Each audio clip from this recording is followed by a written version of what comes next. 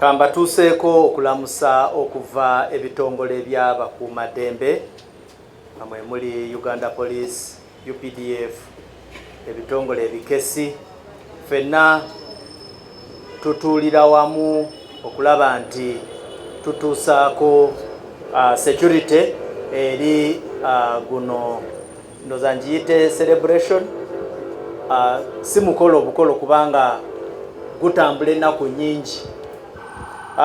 Kyenjagala okubategeeza nti tubadde ne meetings ez'enjawulo nga tuplaningira Mother's Day, era nga ne leero bwe njogera akulira ebikwekweto mu Uganda Police Force, Director of Operations, ajja kuba ayina meeting ku ground kwennyini, era ajja ku then bw'anaamala meeting ya n'abantu abategeka then ayogere also briefing n'abasirikale abali ku ground, naye nga byonna ekigenderera kulaba nti tunyweza ebyokwerinda.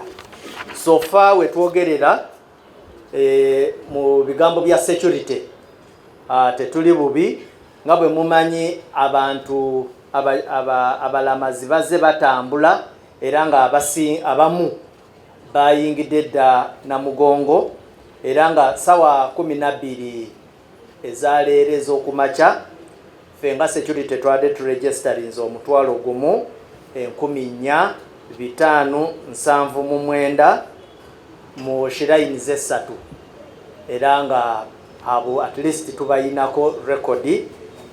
Then roots twagala okweyanza abalamazi abazze nga bagondera ebintu bye twabagamba, kiva mulaba tetunaba kufuna kusoomozebwa kungi.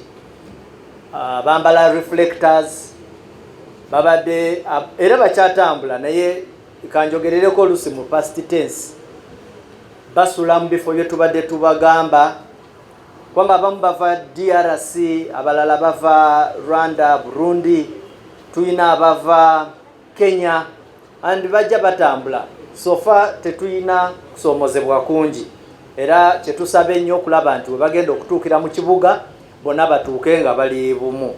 Ku bigambo ebya security waliwo ebintu ebimu bye tuba twagala tusharinge nammwe, nti yes, tetwagala batiisa kubanga awo omulabe tuba tumuwa akaaganya, naye twagala just kwogera nammwe making sure nti ebintu ebimu nga bino temugwa mu kitimba, nti buli we wabeerawo omujjuzo gw'abantu nga bwe mumanyi Namugongo bweba eyinza n'okutuuka mu bukadde, saagala kuteebereza kufu, naye obukadde bw'abantu, abantu ab'emyoyo waliwo n'abalala abatali ba myoyo ababeegattamu. Omwo mwotera okusanga ababbi, abasazi b'ensawo, abantu abeerimbika mu byambalo ebyekitiibwa oba ebyeddiini. Mu Luzungu nawadde example wano nti juzi wano it was at the Rubaga bali awo ne bagwa ku muntu ayambadde nga father, era ndooza mwalaba amawulire, n'atandikaawo naye bagumu, bamanyi okuguma ne bakola ki, ne balemerako, naye paka bamukwata. So kati mu bungi bw'abantu nga bwe mulaba Namugongo, abantu ng'abo bajja kubaayo. Then tuyinayo abalala ab'olukujjukujju, n'osanga omuntu nga atunda gold. Kati gwe olina okwebuuza ku lunaku lw'abajulizi gold oba otunda waaki?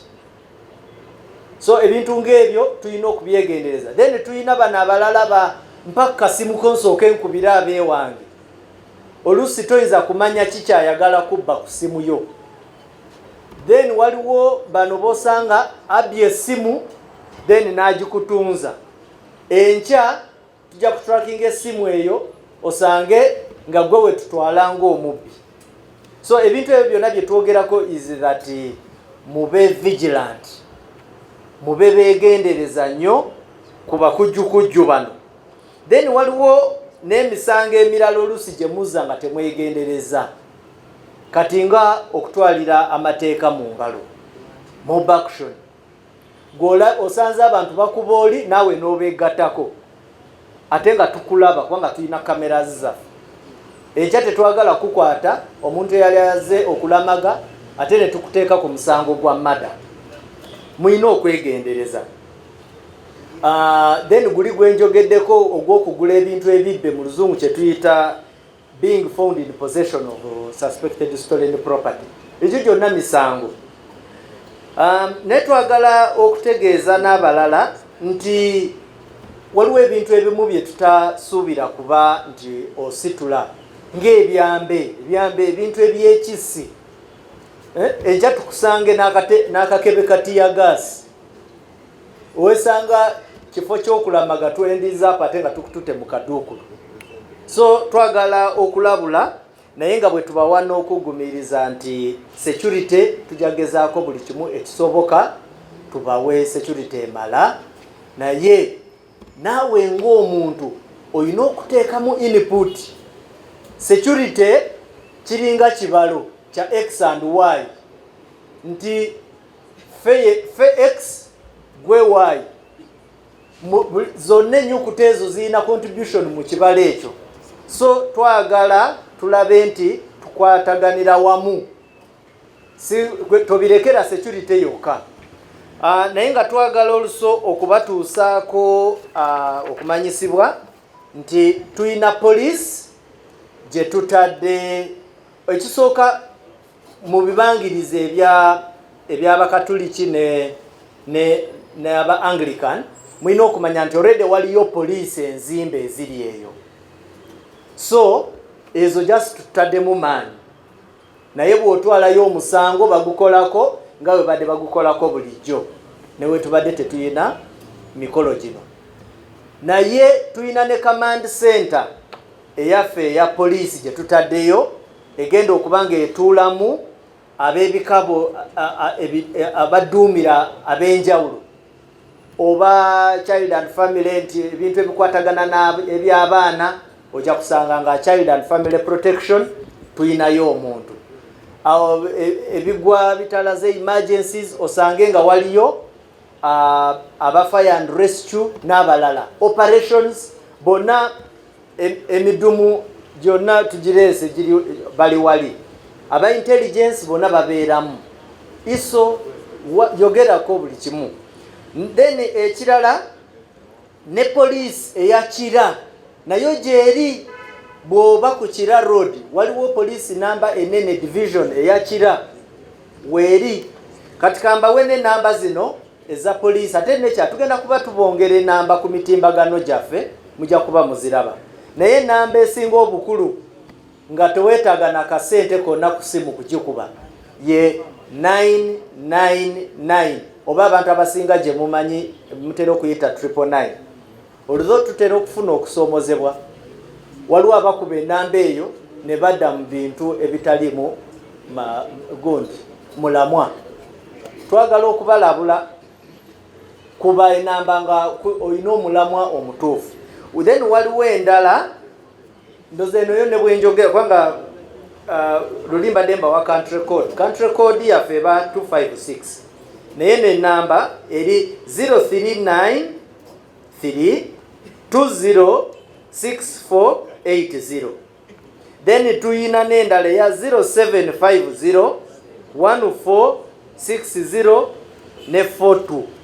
Mu bwangu era njagala kubatuusaako kumanyisibwa nti tuyingiriddemuuko n'eddembe ly'abantu abakola abalina ebyamaguzi mu luzungu kye tuyita trade order. Kati nga kye tukola this time olw'oluguudo lwonna lwe mulaba oluyita mu nga ebibangirizi biri wali that is Namugongo Road, ojja kunnyonnyola bulungi. Oluguudo olwo lwonna nga bwe mulaba paka ku gates n'ogendera ddala paka eri ku Kironde Road, olwo lwonna tutaddewo barriers omuntu takirizibwa kutunda kyamaguzi kyonna nga 50 tubanyazeeko 15 meters 15 then eri lwemukoze eki lwemukirizibwa okugundi okutrading ebintu byammwe. Ekirala ebikwatagana ne bya traffic, mwami Kananula wali wanayogerera ekitongole kyaffe ekya traffic ajja kubawa ebinaddako, naye abaana babula, abantu abakulu babula.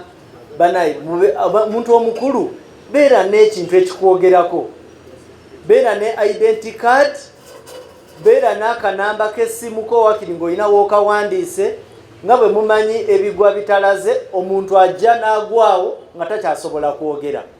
Naye nga twagala okutegeera abeewaabwe, twagala okumuwa obuyambi, naye bwe tunaamala tube nga tulina we tutandikira. Naye nosanga omuntu talina kimwogerako.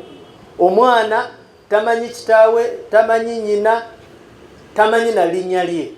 So ebintu ebyo tuba twagala tubibategeeze nga bukyali, mugeze engeri gye musobola okufunamu engeri gye mubitayirizaamu. Waliwo ba ushers baboogeddeko, naye naffe bw'oba olina obuzibu bwonna tuukirira omupoliisi akuli okumpi.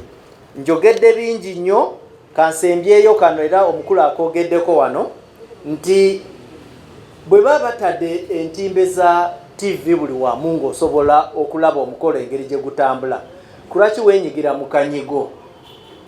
Akanyigo omwo ababbi mwe bakolera, akanyigo mwe mufunira accidents eziteetaagisa. Mugezeeko nnyo okugoberera amateeka n'ebintu ebirala bye tubalagiridde nga abantu abali okutaasa okutambuza guno omulimu. Mwebale nnyo, mwebalire ddala. Bwe biba waliwo ekintu kyesitanyonyodde wano mu maaso eyo tujja kuba era tubategeeza, tukyagenda mu maaso nammwe. Naye mwebale nnyo okutuwuliriza n'okufolowinga amateeka gaffe nga bwe tubadde tugalambika. Then olwo nga 2 ku Mande abakyala bonna bagenda kukuŋŋaana nabo okubeera n'olukuŋŋaana lwabwe. Then nga 3 olwokubiri omukolo gwennyini ogw'olunaku nga 3 ogw'abajulizi gubeerewo. Twagala okubakubiriza abadde asaba nti akubiriza buli omulamazi ajja jangu nga weeteeseteese, naye ate tobeera mu bintu birala, tereera ku ekyo ekikuleese.